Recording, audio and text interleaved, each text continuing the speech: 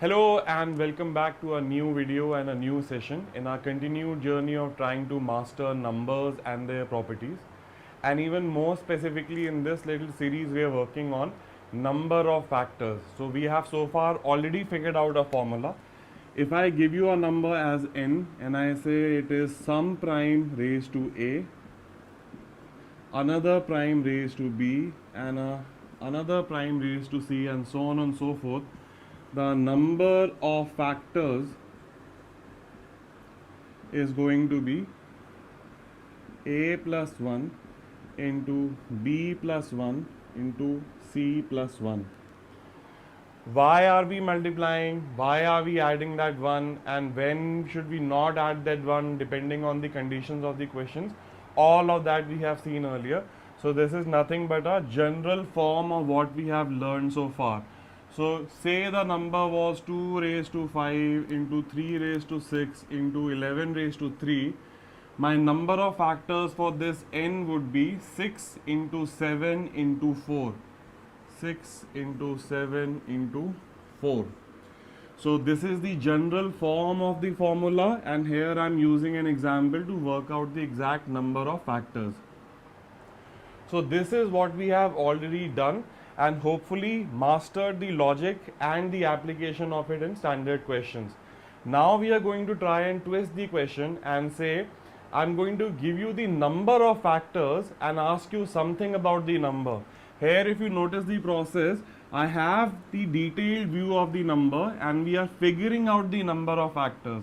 I had the number, I'm figuring out the number of factors. Now what we are going to do is, I'll give you the number of factors and ask you to think about the numbers. So for starters, we need to understand the formula very well, and secondly, we might need to think a little and guess something about the number. So that is what we are going to do next. So let's try and understand the process with a very basic example. Say I give you a number n, you do not know what it is. No information about the number is given, just that there is a number n. But I tell you that the number of factors is 11. So you do not know what n is, but you do know the number of factors for the number, which is 11. Okay.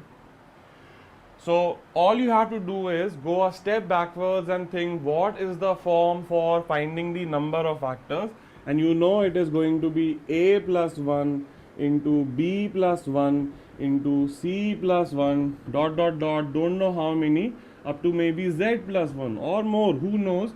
This product is going to be equal to 11 because that is what we have learned and understood what is the logic behind it, right? And what are this a, b and c etc.? That means I don't know the number, but there must be some prime. When I factorize it, it will come to some prime number and the power would be a. There would be another prime number and the power would be b, and another prime number, the power would be c, right? And so on and so forth. I don't know how many prime numbers are there, but this would be the cycle and this would be the formula. But now when I think about 11, and this problem might look very scary, that how am I supposed to figure out this such a long equation. But if you think about 11 for a minute as a product, because all of this is multiplied, right? 11 as a product of something can only be written as 1 into 11. There can't be anything more. Luckily for us, let's say at least in this question, if I say my number of factors is 11 and I am saying 11 is a product of this, I don't know even how many, but I do know that 11 can only be written as 1 into 11. So can I say all of this can be wiped out and I can say,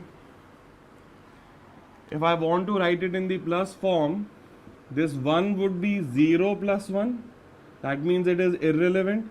And this 11 can be written as 10 plus 1. That means my 1 prime number has a power of 0 because that's what we are comparing it with, right? A plus 1 into b plus 1 is going to give you 11. Why only a and b? Because you just saw the 11 can only be written as 1 into 11. So that's what I'm trying. So a would become 0. Some prime number raised to 0 means 1. That means you don't have to worry about it. So we have only one prime number. Don't worry about the naming it. There is just one prime number left. and I'm saying b plus 1 is 11, so b is going to be 10.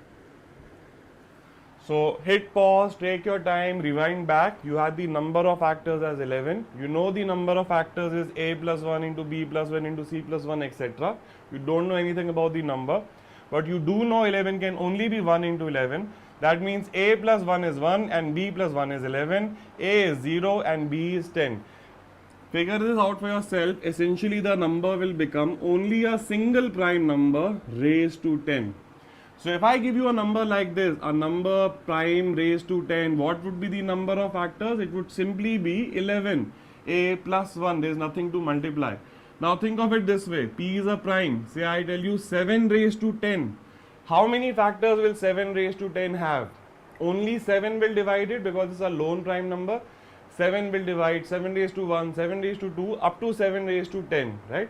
That means 7 raised to 1, 7 raised to 10, 10 factors, and 7 raised to 0, which is 1, another factor, the number of factors would be 11. So, if you understand the logic here, if you get a prime number in the number of factors, you know it's going to look something like this only, right?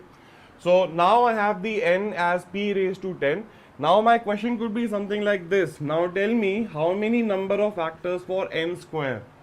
So I'll say, okay, n square, n is p raised to 10, that square, that would become p raised to 20, that means some prime number raised to 20, number of factors would be 20 plus 1, because there is only one prime number. I'm using the same formula, no other prime numbers are there, so there is no b, c, etc.